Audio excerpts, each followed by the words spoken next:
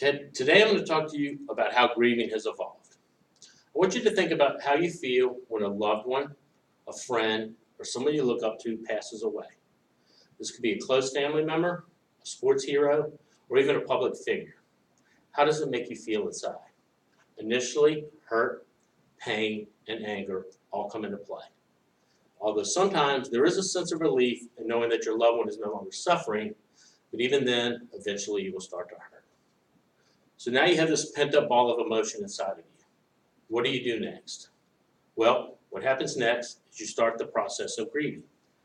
So now I want you to think about how you grieve when a loved one passes. What is your initial reaction when you're confronted with the death of someone you care about?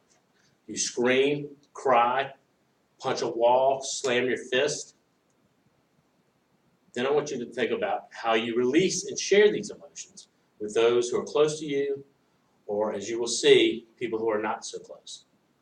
During my studies here at Amberton University, I was able to take a class on death and dying. And in this class, we studied the many aspects around the process of dying and how we as humans are affected by death.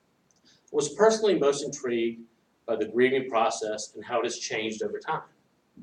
We are going to look at how the grieving process and how we share grief has evolved through the years. Throughout the speech, we are going to explore where death takes place, how we celebrate death, and how we share the news of the death of a loved one. We're also going to look at how technology has affected the grieving process through the ages. So let's begin looking at how death, dying, and grieving have evolved. Let's begin in the pre-1900s and look at how people died, where they died, and how they grieved or celebrated death. During this time, we were spread out across the country. While some cities did exist, most people either lived in solitude or in small communities. So people did not have access to the few doctors and hospitals that existed. During this time, people were born at home and they died at home. And with no real access to funeral homes or cemeteries, the funeral service took place in the home with the help of family and neighbors, and the body was buried on the family property. During this time, grieving was quite private. Since newspapers at the time were few and far between, spreading the news of someone's death was left to the word of mouth. Sometimes a letter was written, but sharing the news of the loss of a loved one was a slow process. So let's move into the late 1800s, early 1900s. As the Industrial Revolution took off, people flocked to cities to look for a better way of life, and a new way of grieving was born. As people moved into these larger cities, their access to public health increased. This ushered in an age where people were not only born in hospitals, but they went to hospitals to die. This was a game changer.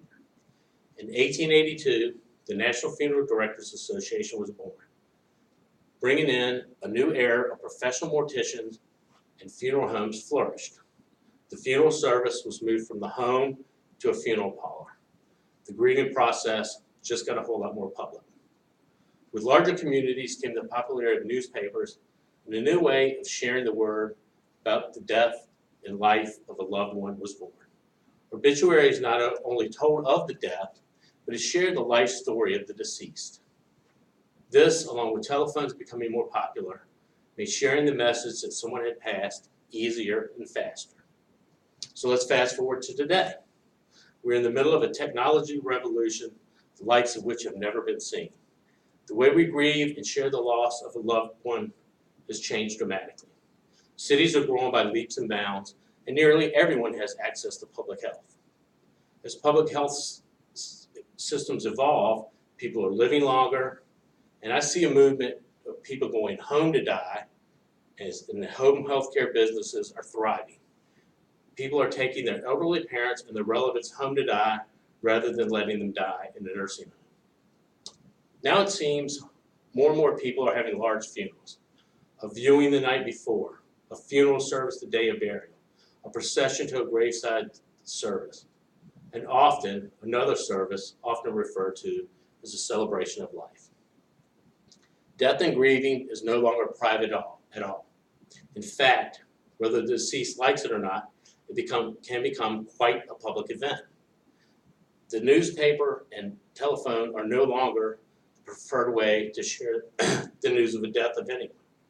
And with the invention of the internet, And more importantly, social media, the news of the death of anyone is spread instantly and across not only this country, but the world. The grieving process took on a whole new life when social media was born. So in summary, death and dying and grieving have made wholesale changes over the past 200 years. What was once a very private and personal process has evolved into a very public and open event.